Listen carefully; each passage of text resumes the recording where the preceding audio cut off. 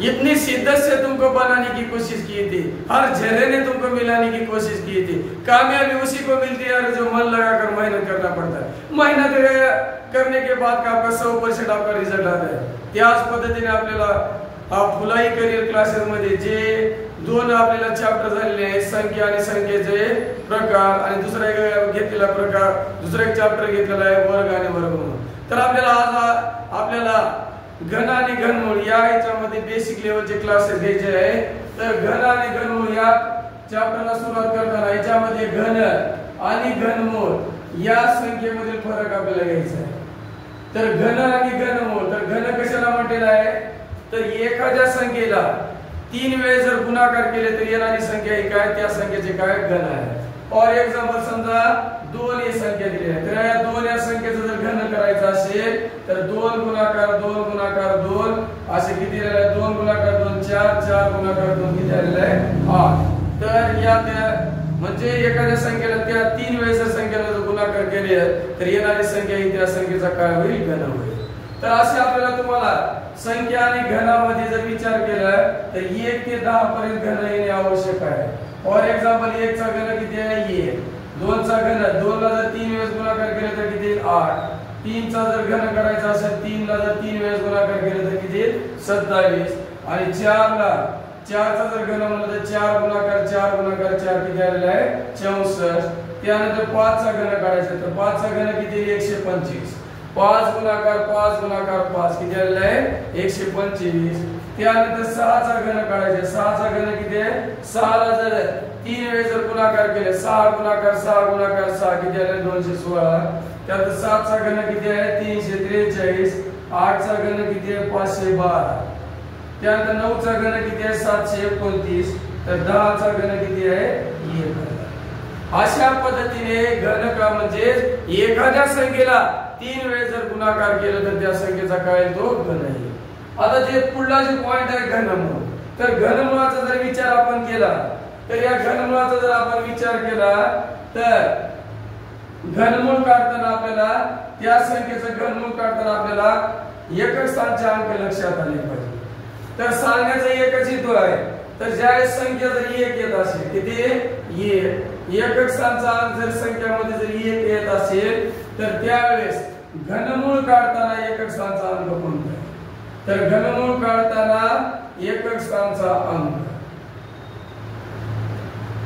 तर घनमूळ काढताना एकक स्थानचा अंक घेताना ज्यावेळेस 1 जर संख्या येत असेल कोणती 1, तर त्या संख्येचं घनमूळ काढताना एकक स्थानचा अंक किती 1 येईल। त्यानंतर 2 जर संख्या जर येत असेल तर घनमूळ काढताना एकक स्थानचा अंक किती 8। त्यानंतर 3 जर संख्या येत असेल तर 3 या संख्येचं घनमूळ काढताना एकक स्थानचा अंक किती 7। त्यानंतर 4 जर संख्या एकक स्थानचा अंक जर येत असेल तर त्या संख्येचं घनमूळ काढताना एकक स्थानचा अंक किती 4। त्यानंतर 5 ही संख्या किती आहे, 5 या संख्येचं घनमूळ काढताना एकक स्थानचा अंक किती आहे 5। त्यानंतर 6 एक संख्या आहे, तर 6 या संख्येचं एकक स्थानचा अंकाचं घनमूळ काढताना एकक स्थानचा अंक किती 6। त्यानंतर 7 ही संख्या आहे, तर या 7 या संख्येचं सुद्धा एकक स्थानचा अंक काढताना घनमूळामध्ये एकक स्थानचा अंक किती 3, 8 ला किती 2 आणि 9 ला किती येणार आहे 9। तर याच्यामध्ये घनमूळ काढताना केव्हा ज्या पद्धतीने घनमूळ काढताना याच्यामध्ये 3चेच घटक केले पाहिजे। समजा 5 अंकी जर संख्या असेल तर पहिल्यांदा 3 चा गट, त्यानंतर 2 चा गट। 6 अंकी जर संख्या जर येत असेल तर पहिले 3 चा गट, नंतर 3 चा गट। समजा 7 जर संख्या येत असते पहिला 3 चा गट, नंतर 4 चा गट। अशा पद्धतीने आपल्याला घनमूळ काढता आलं पाहिजे। फक्त चेंजेस काय झालेला आहे, जर एकक स्थानचा अंक जर 1 असेल 2 जर असेल तर त्या संख्येचं घनमूळ काढताना एकक स्थानचा अंक किती 8। त्यानंतर 3 जर संख्या जर येत असेल तर त्या संख्येचं घनमूळ काढताना एकक स्थानचा अंक किती 7। त्याच पद्धतीने जर एकक स्थानचा अंक 7 जर येत असेल तर त्यावेळेस एकक स्थानचा घनमूळ काढताना एकक स्थानचा अंक किती 3। आणि जर 8 जर संख्या येत असेल तर त्या संख्येचं घनमूळ काढताना एकक स्थानचा अंक किती 2। फक्त चेंजेस कुठे झाले, 2 ला किती आलेला 8, 3 ला किती आलेला आहे 7, त्यानंतर 7 ला किती आलेला आहे 3 आणि 8 ला किती आलेला आहे 2।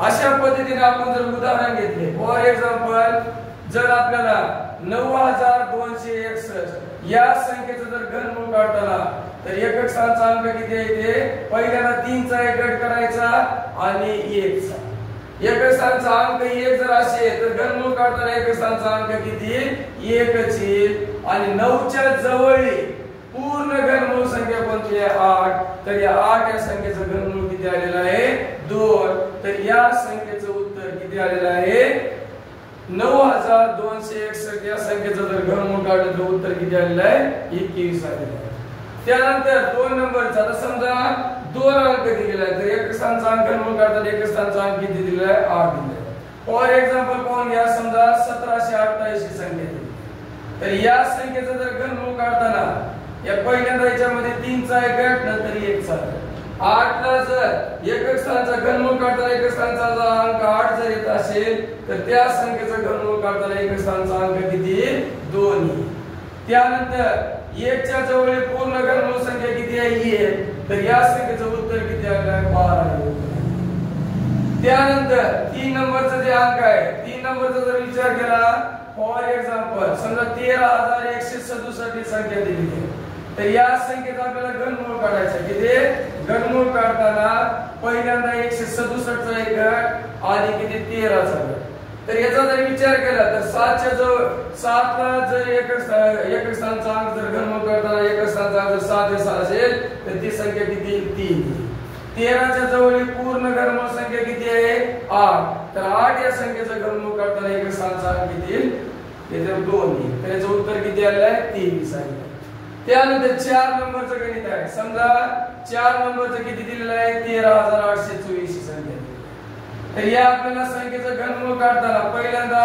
3 चा एक गट येईल आणि 2 चा गट तर एकक स्थानचा अंक जर 4 जर येत असेल तर त्या संख्येचं घनमूळ काढताना एकक स्थानचा अंक किती 4 येईल आणि 13 च्या जवळ पूर्ण घनमूळ संख्या कोणती आहे 8 तर 8 चा घनमूळ किती आलेला आहे 2 तर या गणिताचं उत्तर किती आलेलं आहे 24 आहे त्यानंतर 5 नंबरचं जे गणित आहे फॉर एक्झाम्पल मध्ये जर घेतलेलं असेल समजा आपल्याला किती घेतलेलं आहे 3375 ही संख्या घेतलेली आहे तर या संख्येचा आपल्याला घनमूळ काढताना पहिल्यांदा 375 चा एक गट येईल आणि 3 चा एक गट येईल 5 ला किती येईल 5 3 च्या जवळ पूर्ण घनमूळ संख्या किती आहे 1 तर 1 चं घनमूळ किती आलेलं आहे 1 म्हणून या संख्येचं उत्तर किती आलेलं आहे 15 आलेलं आहे त्यानंतर 6 नंबरला समजा आपण किती घेतलेला आहे 17576 ही संख्या घेतली घनमूळ तर याचा जर विचार केला पहिल्यांदा 3 चा गट 576 चा एक गट आणि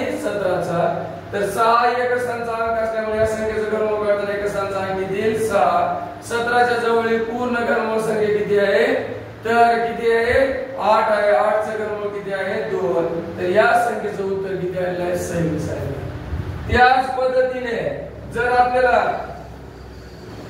आपल्याला एकक स्थानचा अंक जर 3 दिला असेल किती दिला असेल 3 तर याचं घनमूळ काढताना एकक स्थानचा अंक किती येईल 7 फॉर एक्झाम्पल जर आपल्याला याचं किती दिलं आहे 4913 ही संख्या या संख्येचं जर घनमूळ काढायचं असेल 913 चा एक गट आणि 4 चा एक गट 3 ला किती आलेला आहे 7 आणि 4 च्या जवळ पूर्ण घनमूळ संख्या किती आहे 1 तर या संख्येचं घनमूळ किती आलेलं आहे 17 आलेलं आहे त्याच पद्धतीने समजा 8 नंबरचं गणित दिलेलं आहे किती 74088 संख्या दिली किती तर या संख्येचा आपल्याला जर घनमूळ काढताना पहिल्यांदा 088 चा एक गट आणि 74 चा एक गट येईल तर 8 ला किती 2 किती येणार आहे 2 त्यानंतर 74 च्या जवळ पूर्ण घनमूळ संख्या किती आहे 64 आहे तर या 64 चं घनमूळ काढले तर किती 4 तर या संख्येचं उत्तर किती आलं आहे 42 अशा पद्धतीने घनमूळामध्ये 3 चे गट होतात तर लक्षात ठेवायचे एक जर संख्येचा एकक स्थानचा अंक जर 1 असेल तर घनमूळ काढताना एकक स्थानचा अंक किती 1 त्यानंतर 2 ला किती 8 3 ला किती 7 4 ला किती 4 5 ला किती 5 6 ला किती 6 7 ला किती येणार 3 8 ला किती येणार 2 9 ला किती येणार 9 अशा पद्धतीने घनमूळ काढताना शॉर्टकट ची ट्रिक आहे म्हणजे लक्षात ठेवा, एक तर तुम्हाला वेळेची बचत होते किंवा मग याला तुम्हाला भागाकार किंवा अवयव पद्धतीने जर उत्तर काढलं तर तुम्हाला कमीत कमी 2 मिनिटाचे उत्तर काढावं लागते.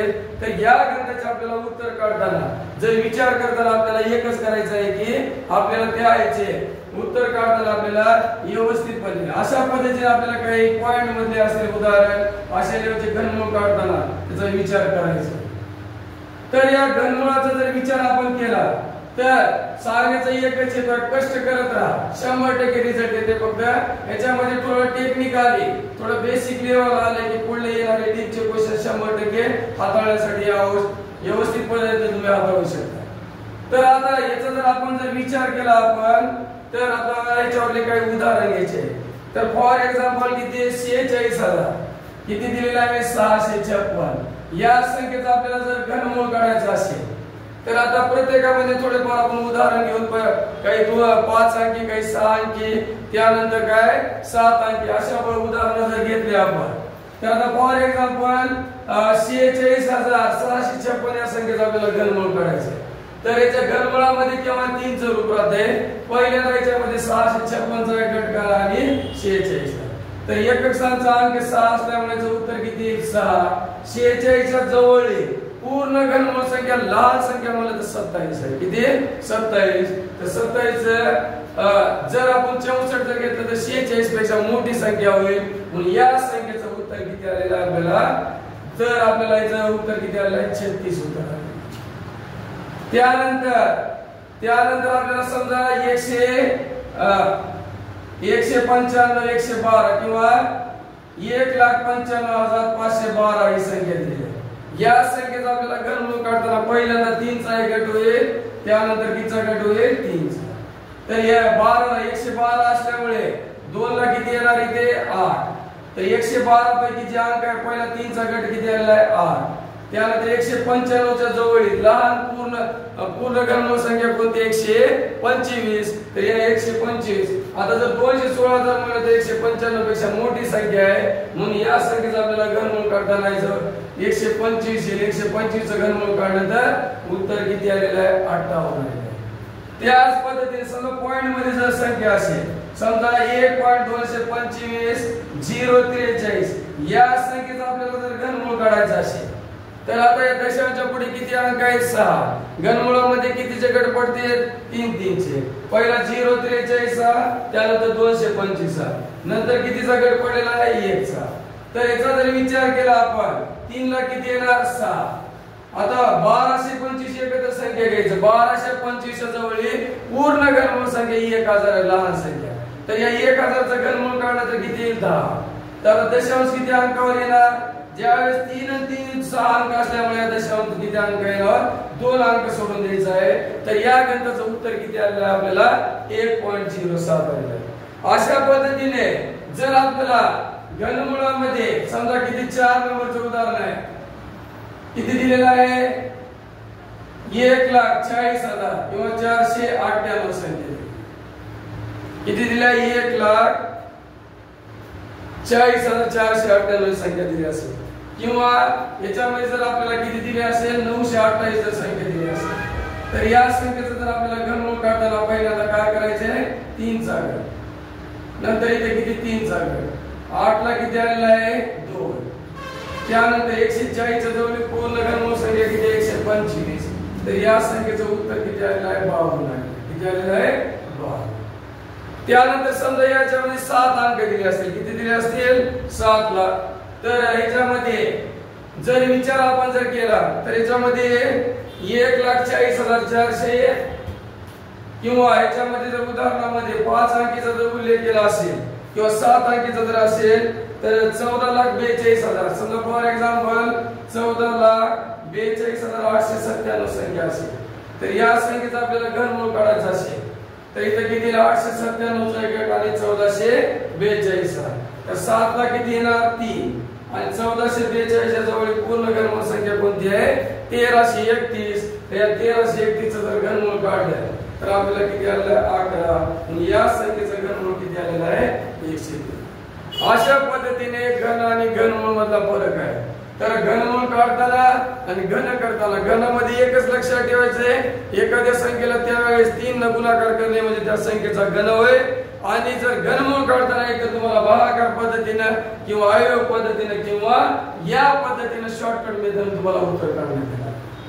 तर अशा पद्धतीने जर आपण विचार केले तर अशा टोटल 1 ते 10 पर्यंत जर घन लक्षात ठेवले तर आपल्याला 100% उत्तर येणार आहे।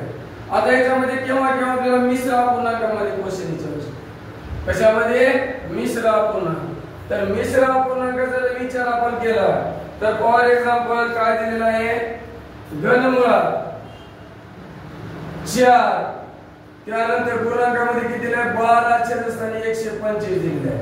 तर या मिश्र अपूर्णांकाचा जर विचार आपण केला तर अशा टाइपचे परीक्षेला पेपर जास्त क्वेश्चन असतात।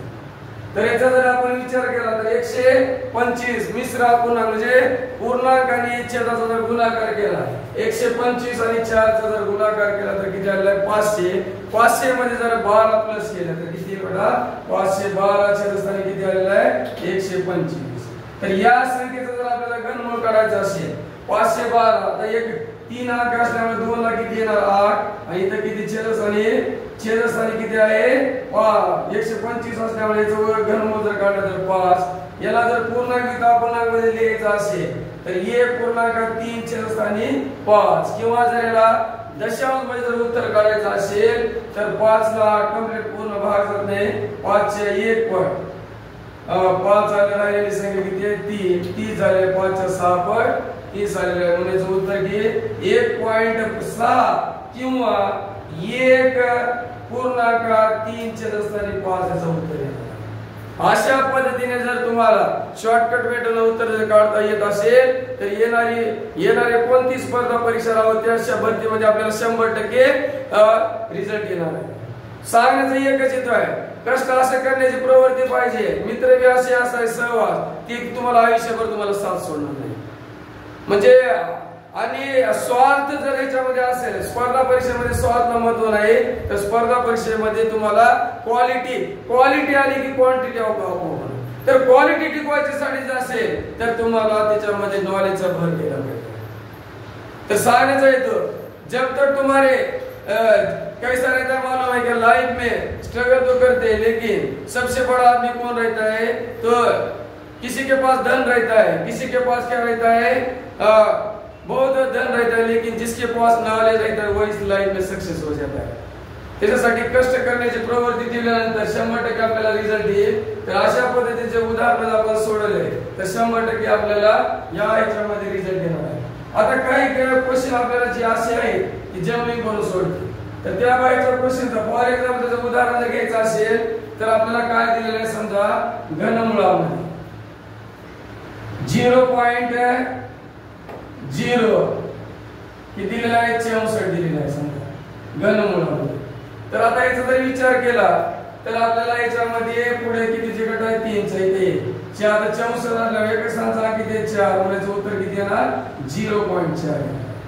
समजा हे जर गणित आपल्याला जर आपल्याला याच्यामध्ये वर्गमुळात येऊन जर त्याचं घनमूळ दिलं तर याचं उत्तर काय आहे पाहून घ्या।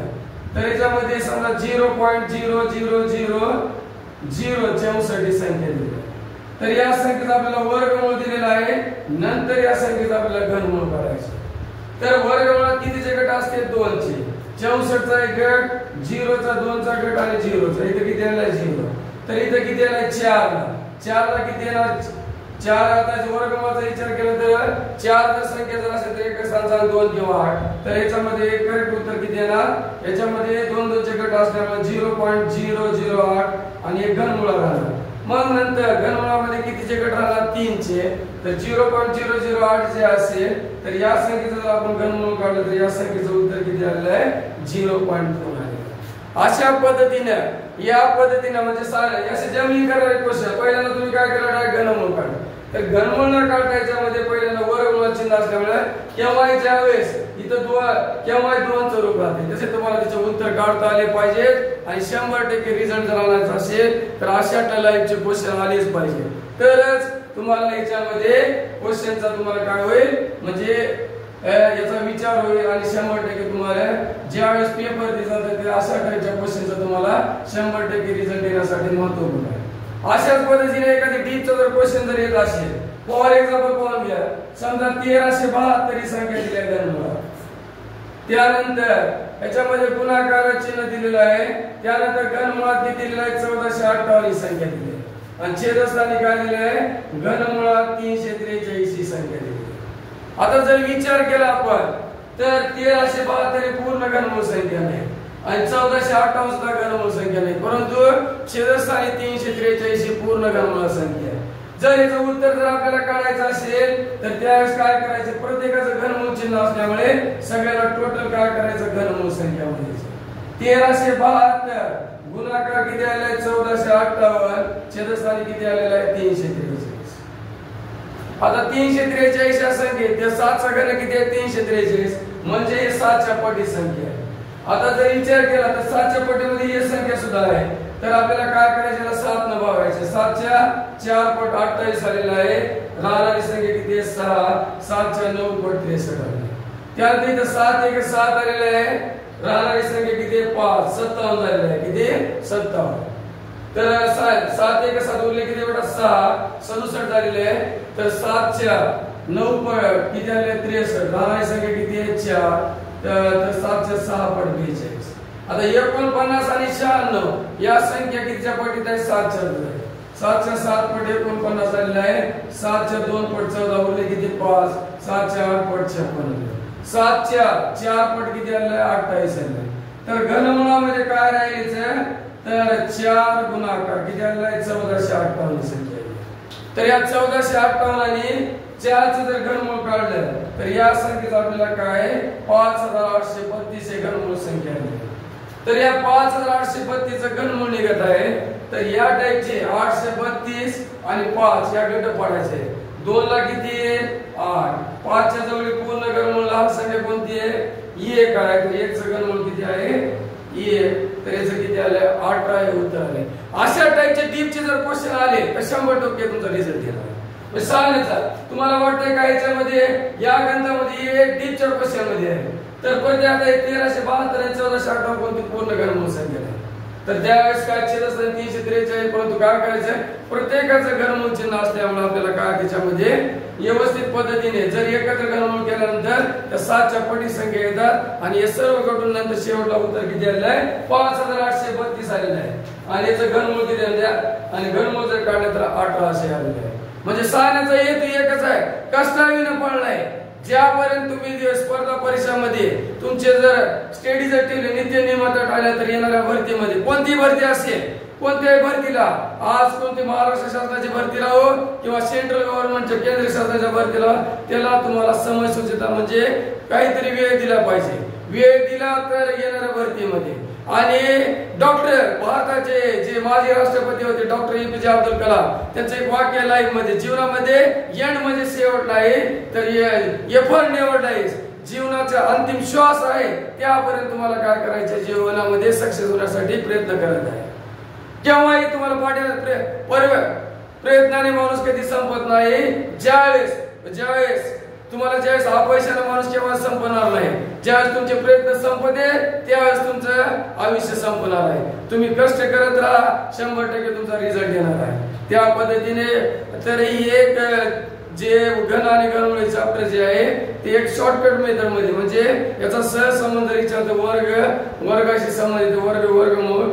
तर अशा पद्धतीने तुम्ही जर व्यवस्थित पद्धतीने जर याचं नियोजन लावलं तर प्रत्येक चॅप्टरचा आपल्याला बेसिक आल्यानंतर आपल्याला 100% चा रिझल्ट येणार। तर येणाऱ्या भागामध्ये तुम्हाला याचा जे राहिलेला भाग आणि याच्यावरच्या सहसंबंधीचे उदाहरण आहे किंवा पुढचा तुम्हाला त्याच्यामध्ये चॅप्टर घेण्यात येईल, तर तोपर्यंत म्हणजे सांगायचं आहे, तू कष्ट करत राहा, यशाने तुम्हाला ओरपून न जाता पुढल्या येणाऱ्या भरतीमध्ये अनेक तयारी करत राहा, 100% रिझल्ट आणण्याचा प्रयत्न करा। तोपर्यंत नमस्कार।